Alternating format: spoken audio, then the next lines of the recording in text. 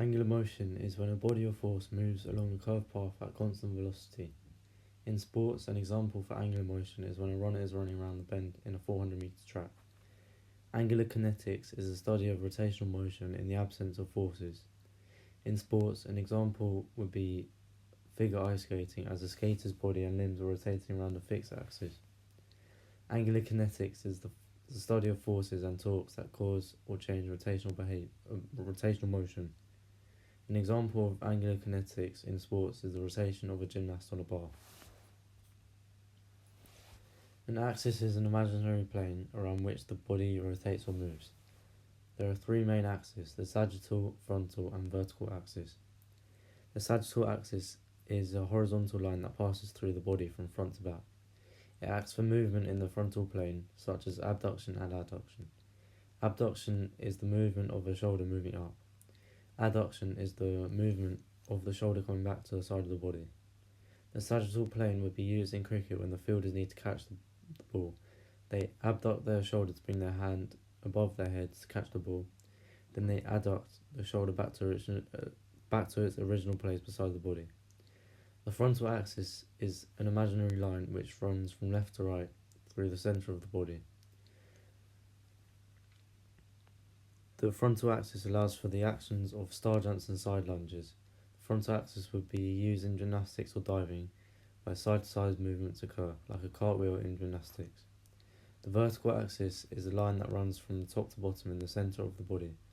Movements in the vertical axis occur in the transverse planes, which are rotations of the torso or on the neck. The vertical axis would be used in ice figure skating with the pirouette. A plane is an imaginary flat surface running through the body which allows for specific movements. There are three main planes: sagittal, frontal, and transverse plane. The sagittal plane allows for flexion and extension, which is used in football. Extension of the knee to kick the ball and flexion to bring the leg back into the body. The frontal plane allows for abduction and adduction. Abduction is moving away from the midline, and adduction is moving into the midline. This can be used in football when the goalkeeper needs to make a catch but the ball is higher than their head. They abduct to lift their hands above their head, then they use adduction to bring their arm back to the body. The transverse plane is used for rotation and is used in many sports. It can be used in baseball when the pitcher twists and throws the ball. Distance. The centre of mass is the point at which the weight of an object may consider to act, which is from SaveMyExams.com. The characteristics of the centre of mass of an object or body include the point representing the average location of its mass. Having a symmetrical shape in sport means the centre of mass will be in the midline of the body, whereas if the body was asymmetrical, the centre of mass would be in the direction of the process. For example, if someone had their right arm above their head and their left arm by their side, the centre of mass would be elevated and towards the right compared to a symmetrical shape, such as having both arms in the air. If both arms were in the air, the centre of mass would be in the body's midline but elevated. A sporting example of when someone would have one of their hands in the air is for cricket when they want to catch the ball if they are fielding. This is an example of an asymmetrical shape. A sporting example for when someone has two hands in the air for a symmetrical shape is when they're catching a ball with two hands, such as in netball. Centre of mass is manipulated by athletes to change their balance and where the rest of their body will move to.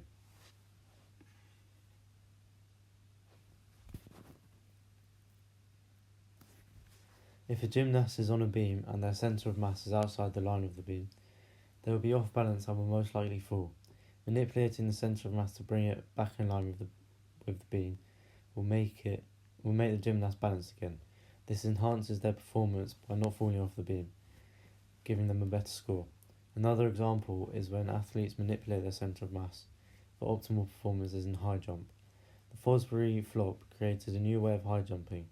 Instead of having the centre of mass come over the bar, Fosbury decided it was more efficient to keep the centre of mass below the bar by bending his body, which manipulates the centre of mass. As the body goes over the bar, the centre of mass stays under it. This gave Fosbury an advantage in the Olympics where everyone copied him.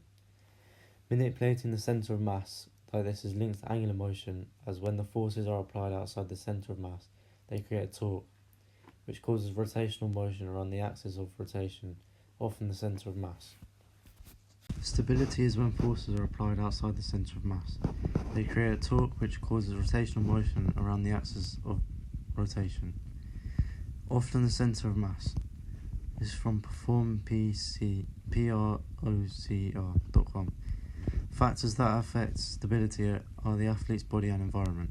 An example of when one of these factors have affected stability is when a rugby player is tackled and falls over.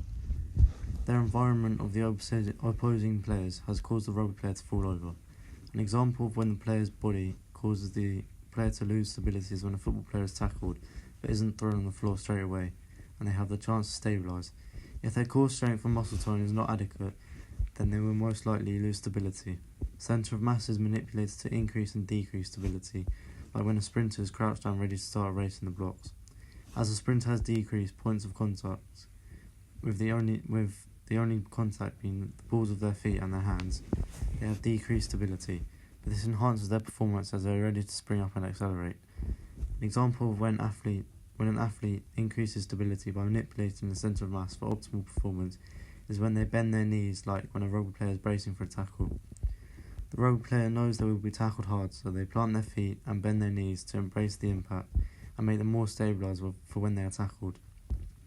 They bend their knees to get their centre of mass close to the floor, which makes them more stable. The lever arm, the fulcrum, the effort and the load. A sporting example of a lever is during the preparation phase of the 3-throw in basketball. The load that is being moved is the basketball. The effort is coming from the bicep and the fulcrum is the elbow joint. As the fulcrum is in the middle of the effort and the load, the lever system is first class, which means it's strong, but there is not much range or speed of movement. A first class lever is a system that has the fulcrum in the middle of the other two components. A second class lever is when the load is in the middle. Third class lever is when the effort is in the middle. An example of a second class lever is plantar flexion of the ball of the foot during the takeoff phase in a long jump. An example of a third class lever is swinging a tennis racket as the effort is applied between the fulcrum, which is the elbow joint, and the load, which is the tennis racket. If the lever has mechanical advantage, the effort arm will be longer than the load arm. The equation for this is mechanical advantage equals effort arm divided by load arm. If the mechanical advantage equals a number below 1, then it is inefficient for strength, but is useful for range and speed of motion. If the number is higher than 1, this means that it is efficient for strength, but not so much for range and speed of motion. An example for mechanical advantage is when a long jumper is taking off as they leave the ground. The ankle is acting as a second-class lever, providing a high mechanical advantage. If the lever arm was 5 and the effort arm was 10, then the mechanical efficiency would be 2. This means the lever would be at an advantage and be stronger. Torque is a force that produces or tends to produce rotational torsion, from Merriam-Webster.com.